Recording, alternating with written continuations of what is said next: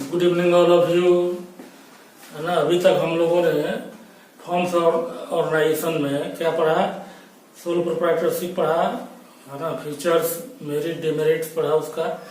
उसके बाद हम लोगों ने क्या पढ़ा? है ना, HUF, हिंदू अनडिवाइडेड फैमिली। उसका हमने क्या पढ़ा? फीचर्स पढ़ा, मेरिट पढ़ा और डिमेरिट और लिमिटेशन पढ़ा उसके बारे में। उसके बाद हमने क्या किया?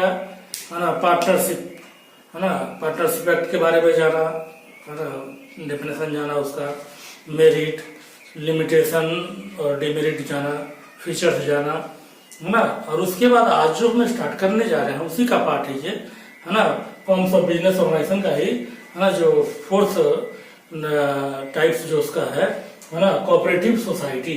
क्या है? Cooperative society. तो ये सारा हम लोग क्या है ना, ऑर्गेनाइजेशन का एक प्रारूप है ना। कोई सोल प्रोप्राइटरशिप पे करता है बिजनेस, कोई HUF, हिंदू अनडिवाइडेड फैमिली के रूप में करता है, कोई पार्टनरशिप के रूप में करता है, और चौथा जो कोऑपरेटिव सोसाइटी के रूप में करता है। अब सबसे बड़ी चीज है कि कोऑपरेटिव सोसाइटी है क्या?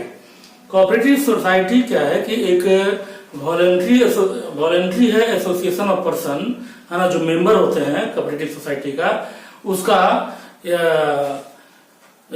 ऑब्जेक्टिव ये होता है कि हमारा जो हमको जो मिडिल मैन एक्सप्लॉइट कर सकता है उससे बचने के लिए, है ना, वॉलंटरी एसोसिएशन बना करके।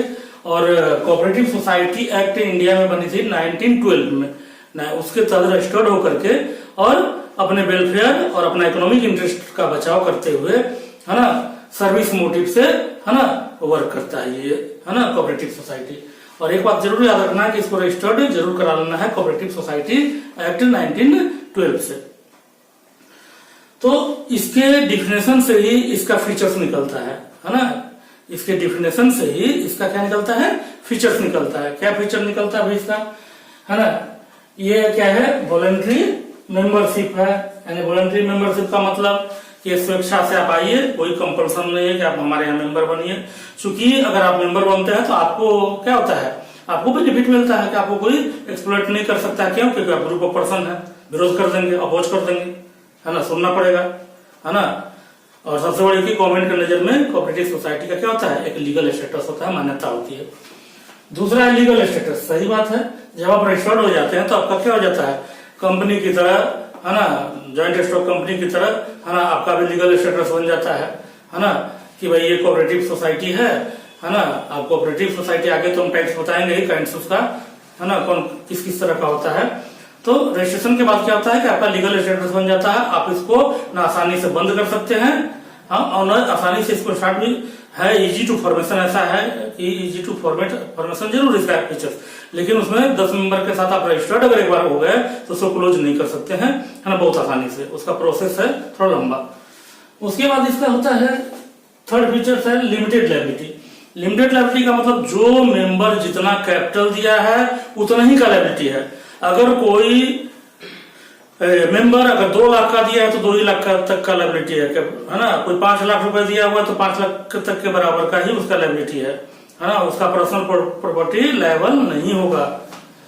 कंट्रोल जो होता है, जो मेंबर होते हैं उसी में से एक मैनेजिंग कमेटी बनता है ना, और उसी में से एक मेंबर को, है ना, वोट के द्वारा, है ना, मैनेजिंग डायरेक्टर अपॉइंट किया जाता है मैनेजिंग कमेटी के द्वारा, और उसी के द्वारा जो है आपका कोऑपरेटिव सोसाइटी का, है ना, आपका कंट्रोल किया जाता है। सर्विस मोटिव कोऑपरेटिव, है ना, सोसाइटी का मोटिव ही होता है टू अर्न प्रॉफिट, नहीं प्रॉफिट केवल अर्न नहीं करना है ना। पहला आपका है कि भाई जो पहले मेंबर है ना, और सोसाइटी मेंबर तो है ही, सोसाइटी का भी, है ना, वेलफेयर का मतलब ध्यान रखते हुए, है ना, इसका क्या क्या एस्टेब्लिशमेंट किया जाता है। तो ये तो था फीचर्स।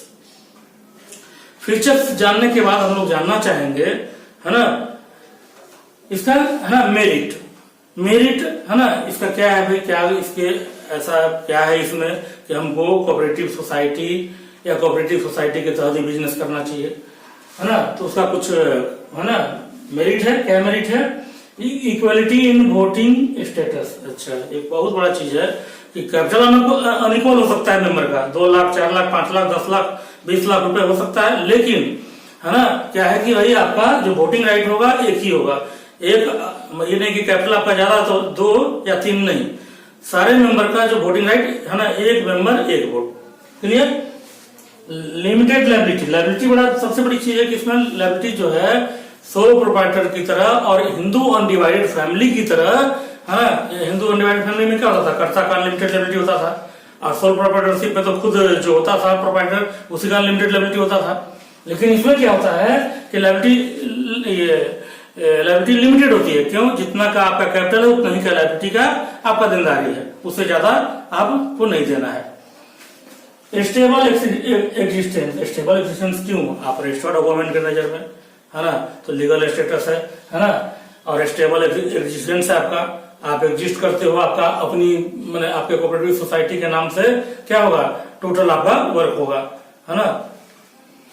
इकोनॉमी इन ऑपरेशन, जो मेंबर है ना, क्या करते हैं तो कि खुद अपने मेंबर है तो चाहेंगे कि भाई हमारा जो ऑपरेशन जो क्रियाकलाप जो चल रहा है हमारा बिजनेस का, वो क्या होना चाहिए, कम से कम में हो जाना चाहिए, है ना। कम से कम में होने से क्या होगा कि आपको कॉस्ट बचेगा, है ना, प्रॉफिट ज्यादा होने का संभावना रहेगा। तो कोई भी चाहता है, जब मेंबर खुद आप हो तो भाई आप चाहोगे ही कि कम से कम में हमारा काम हो जाए, तो ऑपरेशन में क्या होगा, इकोनॉमी तो होगा ही।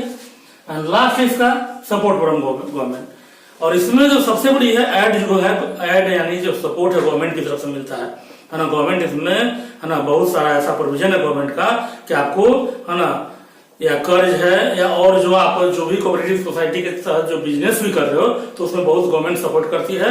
और उसमें जो आपका जो क्रेडिट लोन भी जो होता है बहुत ही है ना चीफ रेट का आपको है ना 2% 4% पे आपको लोन देती है ना। एक तरह से बहुत सस्ता लोन देता है, इनकरेज करता है गवर्नमेंट, और गवर्नमेंट तरफ से एड भी मिलता है जो लौटाना नहीं होता है, कभी कभी ऐसा ही मिलता है। अब क्या है कि जब हम लोग फीचर्स जान लिया, मेरिट जान लिया, है ना, तो अब हम ये जानना चाहेंगे इसका लिमिटेशन या डिमेरिट भी क्या है। इसका कुछ ना कुछ तो ऐसा उसका होगा ही। ऐसा थोड़ा है कि जैसे कोई इंसान में केवल गुण ही नहीं होता है ना, गुण भी होता है, उसी तरह से इसमें भी क्या होगा, मेरिट और डिमेरिट दोनों होगा। तो डिमेरिट क्या है इसका भाई, लिमिटेड रिसोर्सेज। अब बताओ ज्वाइंट स्टॉक कंपनी की तरह क्या होगा आपका रिसोर्सेज बहुत ज्यादा थोड़े होगा। ज्वाइंट स्टॉक कंपनी में क्या होता है ना, बहुत ज्यादा आप शेयर इशू कर सकते हो, पब्लिक से पैसा ले सकते हो, खुद के पैसा। इसमें आप शेयर इशू नहीं कर सकते हो, आपको जो भी है, आप जो मेंबर जो कैपिटल लगा रहे हो आपको उतना ही मेंबर करना होगा, है ना। तो क्या है, लिमिटेड रिसोर्सेज। तीसरा inefficiency in management. Inefficiency management क्यों इनएफिशिएंट होगा, तो कारण है उसका, है ना, कि भाई जो भी मेंबर हो थोड़े MBA करके आए हो, CA करके आए हो, या कॉमर्स का ही आपका ज्ञान वाले हो, है ना, कोई भी मेंबर हो सकता है। तो मैनेजमेंट क्या होता है, जब प्रोफेशनल आप नहीं हो तो आप मैनेजमेंट को कैसे आप इफिशिएंट बना पाओगे, है ना। तो इसमें बहुत ज्यादा संभावना होता है कि जो है ना आपका मैनेजमेंट है इफिशिएंट हो सकता है ड्यू टू, है ना, ड्यू टू मतलब प्रोफेशनल डिग्री नहीं होने के कारण। क्लियर। उसके बाद है लैक ऑफ सेक्रेसी।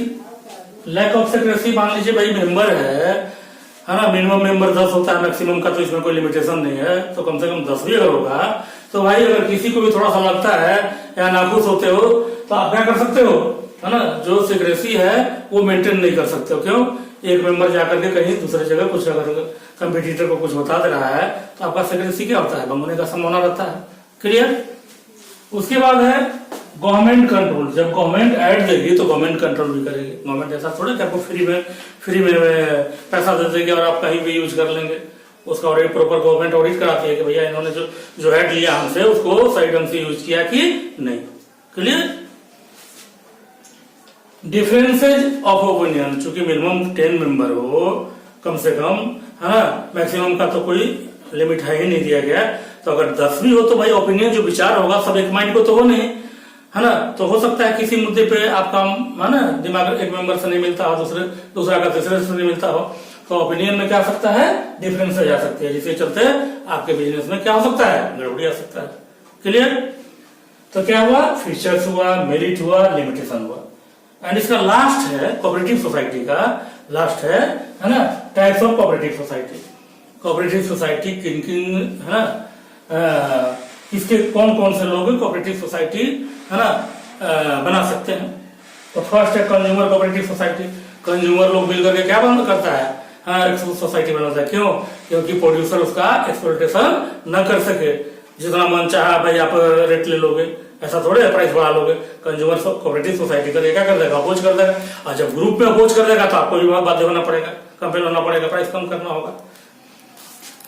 ये cooperative consumer cooperative society. Number 2 है प्रोड्यूसर कोऑपरेटिव सोसाइटी। प्रोड्यूसर, अब बताइए, अब प्रोड्यूसर बना लिया, इसलिए बना लिया कि कल आप अगर कोई मिडिल में ना करके कहते हो कि नहीं भाई, है ना, तुमको इतना ही बेचना होगा, उतना ही बेचना होगा, तो प्रोड्यूसर क्या करेगा, एक ग्रुप ऑफ नहीं, इतना से कम में बेचना ही नहीं हम लोग को, है ना। ग्रुप बना लिया और वो आपको अपोज करेगा, आप पर भारी पड़ेगा वो, क्योंकि ग्रुप में है वो, है ना। नंबर 3 है ना मार्केटिंग कोऑपरेटिव सोसाइटी, है ना। मार्केटिंग जो छोटा छोटा बिजनेस है, बड़ा बड़ा बिजनेस, ऐसा छोटा ही छोटा मानिए, बड़ा बिजनेसमैन तो जॉइंट स्टॉक कंपनी के रूप में करता है। तो छोटे छोटे बिजनेसमैन क्या करते हैं कि अपना जो गुड्स प्रोड्यूस करते हैं उसको सेल करने के लिए, है ना, मार्केट डिफरेंट जगह का मार्केट को सर्च करते हैं और वहां जाकर के अपना क्या करते हैं, मार्केटिंग करते हैं, है ना। और उसके बाद है फार्मर कोऑपरेटिव सोसाइटी। फार्मर जो किसान होते हैं तो भी उनका जो प्रोडक्ट जो उसका उनका जो उपज रहा है, तो डायरेक्ट क्या होता है, क्या मिडिल में ना करके औने पौने दाम में लेता है। लेकिन ये लोग क्या करता है कि आपका फार्मर भी, है ना, चालाक हो गया है, वो अपना कोऑपरेटिव सोसाइटी बना करके और अपना गुड्स को, जो भी एग्रीकल्चर रिलेटेड गुड है, उसका क्या करता है, वही मार्केट पता करता है कहाँ कहाँ क्या प्राइस है, और उस अनुसार ही वो प्राइस रख करके डील करता है ना, जिससे उसको मैक्सिमम प्रॉफिट होने की संभावना रहती है। क्लियर? उसके बाद है ना credit cooperative society. Credit cooperative society यह है कि कोऑपरेटिव बैंक, आप देखते होंगे, सुने होंगे कि कोऑपरेटिव बैंक है ना, जो कि बैंक क्या करती है ना, वो सस्ता लोन देती है। किसको? किसान को, फार्मर को, छोटे छोटे जो बिजनेसमैन उनको देती है 2% पे, 4% पे। बताइए, ऐसे बैंक में जब जाइएगा तो आपको 10 से 12% पे आपको लोन मिलेगा। तो जब सस्ता लोन मिलता है तो आपको क्या होता है, आप उसको बिजनेस में यूज करके और आगे बढ़ सकते हैं, है ना। तो होता है credit cooperative society. And last है ना क्या है, कोऑपरेटिव हाउसिंग सोसाइटी। आज के ये मॉडर्न समय में, है ना, आप देखिएगा कि लोग कोऑपरेटिव सोसाइटी वाले लो कॉस्ट पे, है ना, एक बीपीएल पर्सन जो बिलो पॉवर्टी लाइन के अंदर है, या जो लोअर मिडिल फैमिली है, उनके लिए सस्ता रेट पे घर बना करके हाउसिंग सोसाइटी वाले, है ना, उनको सेल करते हैं, है ना, कम से कम में उनको घर मिल जाती है ना। तो क्या कहलाता है ना, उस टाइप का कोऑपरेटिव हाउसिंग सोसाइटी, है ना। तो और इसी के साथ, है ना, हमें लगता है कि आप समझे भी होंगे, है ना। और इसी के साथ हम इस लेक्चर को यहीं पे एंड करते हैं। और आप अपना ध्यान रखिएगा, सुरक्षित रहिएगा, और शेयर करना, लाइक करना और सब्सक्राइब करना नहीं भूलिएगा।